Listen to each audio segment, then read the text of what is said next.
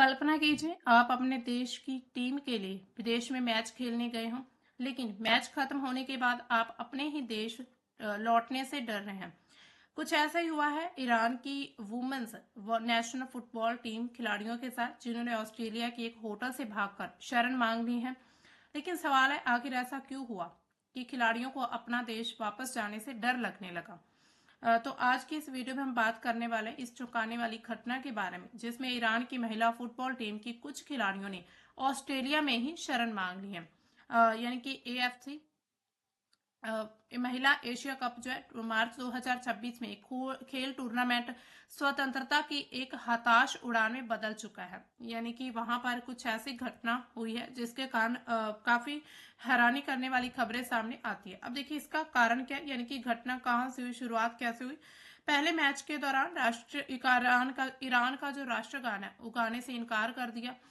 यानी कि ये घटना उस समय होती है जब ईरान की महिला फुटबॉल टीम एशिया के बड़े फुटबॉल टूर्नामेंट के लिए ऑस्ट्रेलिया गई थी। और मैच के पहले दिन ऐसी घटना हुई जिससे क्या हुआ कि पूरी दुनिया का ध्यान उनकी तरफ चला गया। अगर हम रिपोर्ट्स के अकॉर्डिंग देखें तो कुछ खिलाड़ियों ने मैच से पहले अपने देश का राष्ट्रगान गाने से इनकार किया। ईरान में इसका बहुत मतलब इस तरह का विरोध बहुत बड़ा राजनीतिक मुद्दा माना जाता है। सरकारी मीडिया ने इसके अलावा इन खिलाड़ियों को देशद्रोही तक कहा दिया। यानी कि ईरान की जो मीडिया है उनके द्वारा इनको गद्दार कहा गया। लौटने पर जेल, सख्त सजा का डर था उनके मन में, इसी वजह से उन्होंने वापस जाने से मना कर दिया। इसके अलावा उन्होंने मदद की गुहार लगाई। वायरल वीडियो बहुत ज्यादा हुई थी, उसमें एक खिलाड़ी ने टीम बस की खिड़की से अंतर्राष्ट्रीय एसओएस मदद की पुकार का इशारा किया कि उनको जो है मदद की जाए, अब उनको ही जान को खतरा है। इसके अलावा 9 मार्च 2026 की रात क्या होता है, गोल्ड कोस्ट स्थित होटल से गुपचुप बाहर निकल जाती, सुरक्षा कर्मियों से बचाव, टीम पर नजर रख रहे जितने भी आईआरजीसी अधिकारी हैं उनको चकमा देकर वहां से होटल से भाग निकलती हैं। यानी कि उनको अपनी जान का खतरा महसूस हो रहा था। इसके अलावा पुलिस सुरक्षा कैंप, ऑस्ट्रेलियाई संघीय पुलिस द्वारा विशेष रेस्क्यू ऑपरेशन किए गए, सुरक्षित स्थान में पहुंचाया गया, सेफ हाउस में उनको सेफली यानी कि सीक्रेट लोकेशन में पहुंचाया गया ताकि उनकी जान को कोई भी खतरा ना हो। अब देखिए ऐसे में लड़कियों को मतलब खिलाड़ियों को डर क्यों लगा था। खिलाड़ियों को डर था कि अगर वे वापस ईरान लौट गई तो क्या हो सकता है, उन्हें गिरफ्तार किया जा सकता है, उन पर देशद्रोह का भी आरोप लग सकता है, क्योंकि उन्होंने कंट्री का जो राष्ट्रगान है वो गाने से इनकार किया। अब देखिए ये ऑब्वियस सी बात है कि अगर किसी कंट्री के कोई भी, अगर हम प्लेयर्स की बात करें, वो भारत के सॉरी भारत या फिर किसी भी कंट्री के लिए वहां पर जाकर अपने देश के सम्मान करने की बजाय वहां पर उसको उनका अपमान करते हैं, तो ऐसे में क्या होता है कि बिल्कुल देश वाले लोगों को गुस्सा आएगा, बुरा लगेगा, ये बिल्कुल नॉर्मल सी बात है। तो ऐसे में उनको भी डर था कि अब ऐसे गुस्से में कहीं लोग उन पर भड़क ना जाए या फिर उनको कोई सजा ना मिल जाए, मौत की सजा ना मिल जाए। इसी वजह से वो अपना थोड़ा डर, मतलब डर की वजह से उन्होंने भागना शुरू कर दिया था, खुद को बचा रही थी। लेकिन अगर हम दूसरी तरफ देखें कि मिडल ईस्ट में ऐसे यानी कि इतने जो तनाव चल रहा है उसमें, यानी कि ईरान जो है वो पहले से ही युद्ध में जूझ रहा है। बाकी कंट्रीज जो इसराइल और यूएसए जो लगातार उन पर अटैक कर रहे हैं। हालांकि ईरान जब वो झुकने का नाम नहीं ले रहा है, वो भी लगातार अटैक कर रहा है, यानी कि जवाबी हमले किए जा रहे हैं। तो ऐसे में सवाल उठता है, क्या ये यानी कि ये जो खिलाड़ियों के द्वारा ऐसा किया गया, ये एक सोची समझी चाल थी किसी कंट्री की, या फिर जो खिलाड़ी है या फिर प्लेयर्स है अब वो ईरान में खुद को अनसेफ फील करने लगे। तो ऐसे में बहुत सारे मन में सवाल उठते हैं कि ऐसे में ये सब करने की क्या जरूरत थी।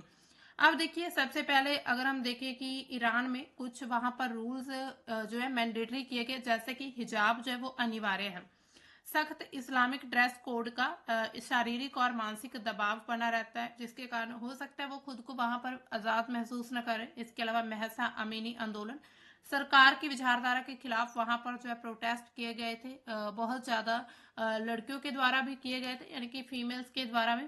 इसके साथ ही संस्थागत भेदभाव, यानी कि नग्न बजट और स्टेडियम में प्रवेश पर प्रतिबंध लगा दिया गया।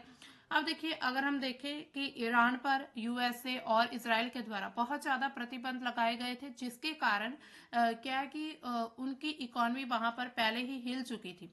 और यही वजह है कि वो जो वहां पर ईरान में अभी तक उनकी आर्थिक सिचुएशन थोड़ी खराब चल रही है। इसके अलावा आईआरजीसी एजेंटों के द्वारा उनकी जासूसी और पासपोर्ट जो है वो जब्ती कर लिए गए थे प्लेयर्स के। अब देखिए शारीरिक दबाव और ब्लू गर्ल यानी कि इसका मीनिंग क्या है।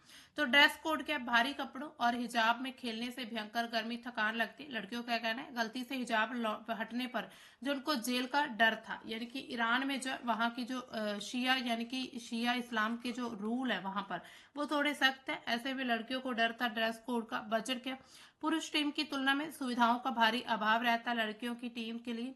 त्रासदी क्या है इसमें, 2019 में शहर खोदायरी यानी कि उनको ब्लू गर्ल के नाम से जाना जाता है, उसने स्टेडियम में घुसने पर सजा के डर से खुद को ही आग लगा ली थी। ऐसे केसेस पहले भी एक दो बार देखने को मिले हैं। इसके अलावा अगर हम देखें कि खुफिया निगरानी और नियंत्रण कैसे किया जा रहा है इन सभी चीजों पर, यानी कि खुफिया निगरानी कैसे की जा रही है।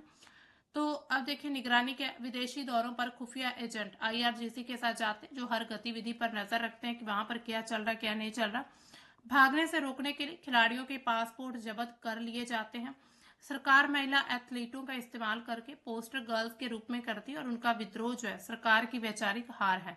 यानी कि जो लगातार यानी कि ऐसे एथलीटों का जो इस्तेमाल किया जाता है सरकार के द्वारा, फिर जब उसका विरोध किया जाता है तो ऐसे में गवर्नमेंट जो है वो खुद की हार महसूस करती है।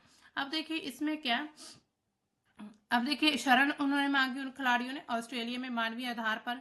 इसके बाद फिर ऑस्ट्रेलिया की सरकार ने उन्हें अस्थायी रूप से सुरक्षा दी। तो इसका मतलब क्या, अंतर्राष्ट्रीय हस्तक्षेप किया गया है।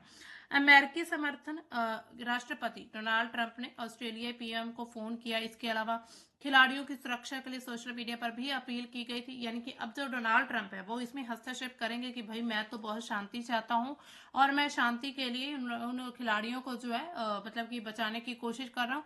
तो अब यहाँ पर जो ट्रंप है वो अपनी छवि को अच्छा करने की कोशिश करेंगे। हालांकि सभी को पता है वो उन्होंने किस प्रकार के पूरे विश्व में शांति बना रखी है। इसके साथ इसराइल भी, ऑस्ट्रेलिया के जो गृह मंत्री हैं उन्होंने तुरंत 5 खिलाड़ियों को मानवीय वीजा भी दिया है। यानी कि पहले तो उनकी हेल्प नहीं की जा रही थी, बाद में उन्होंने काफी ज्यादा अपील की सोशल मीडिया के जरिए, तो फिर उनको जो है हेल्प की गई। अब दोस्तों यहाँ पर ऐसे में ये भी हो सकता है इसमें बाकी कंट्रीज का, वेस्टर्न कंट्रीज का कुछ एजेंडा रहा हो कि हमने कैसे ईरान के खिलाफ पूरे विश्व में ये विचारधारा फैलानी है कि उनके जो प्लेयर्स हैं वो खुद के कंट्री में आने से डर है या फिर उनके जो रूल्स है वो काफी ज्यादा सख्त है। हो सकता है इसके पीछे कोई ना कोई किसी भी कंट्री का एजेंडा रहा हो। पीएम एंथनी अल्बनीज ने कहा है कि ये बहादुर महिलाएं जो है वो ऑस्ट्रेलिया में सुरक्षित है। यानी कि अब ये देखना है कि क्या ईरान की जो महिलाएं हैं उनको ऑस्ट्रेलिया की सिटीजनशिप मिल जाएगी, क्या उनको वापस कभी भेजा जाएगा या फिर नहीं। ऐसे में अभी तक बहुत सारे जो है डाउट बने हुए हैं। ईरान की प्रतिक्रिया क्या है, खतरा, यानी कि इसे देशद्रोह पश्चिमी साजिश भी कहा गया। यानी कि वहीं वेस्टर्न कंट्रीज के द्वारा इसकी साजिश माना जा रहा है। आईआरजेसी के द्वारा परिवारों से पूछताछ तो और धमकी ऐसी वाली खबरें आ रही। इसके अलावा फीफा से खिलाड़ियों पर भी प्रतिबंध लगाने की मांग की जा रही है। ऑस्ट्रेलिया की प्रतिक्रिया, तत्काल मानवीय वीजा उन्हें प्रदान किया, पुलिस सुरक्षा और सेफ हाउस दिया गया। ब्रिस्बेन रोर क्लब ने ट्रेनिंग का प्रस्ताव दिया है उनको, यानी कि ट्रेनिंग वगैरह उनको दी जाएगी। इसके अलावा अगर हम देखें वर्तमान स्थिति की, कुल जो है वहां पर 7 लोग थे, यानी कि 6 खिलाड़ी तो एक स्टाफ था। ऑस्ट्रेलिया में अभी तक सुरक्षित है। मुख्य सितारों के बिना ईरान की जो राष्ट्रीय टीम है उसका भविष्य भी खतरे में पड़ चुका है। यानी कि टीम का जो भविष्य है वो भी खतरे में और उनकी कंट्री का भी भविष्य अब जो है दांव पर लगा हुआ है। इसके अलावा एक नई मिसाल है, ये घटना अन्य उत्पीड़ित जो ईरानी एथलीट जैसे कि चेस खिलाड़ी, पर्वतारोही, उन सभी के लिए मानव अधिकारों की लड़ाई का एक बड़ा उदाहरण बनने वाला। यानी कि पहले भी ऐसे खिलाड़ियों के केसेस देखने को मिल रहे हैं ईरान में, तो इसके लिए ये एक बहुत बड़ा एग्जाम्पल बन सकता है। अब देखिए ये घटना सिर्फ खेल की नहीं बल्कि राजनीति और मानव अधिकार से जुड़ा हुआ मामला है। अब पूरी दुनिया की नजर इसी पर है कि आगे क्या होगा, क्या ये खिलाड़ी ऑस्ट्रेलिया में ही रहेंगी या फिर यह मामला दोनों देशों के बीच एक विवाद बन जाएगा। इस पूरे मामले पर आपकी क्या राय है, क्या खिलाड़ियों को शरण मिलनी चाहिए या फिर उन्हें अपने देश वापस लौट जाना चाहिए? आप अपनी राय कमेंट सेक्शन में जरूर बताइएगा। वीडियो पसंद आए तो लाइक और चैनल को सब्सक्राइब करना मत भूलिएगा।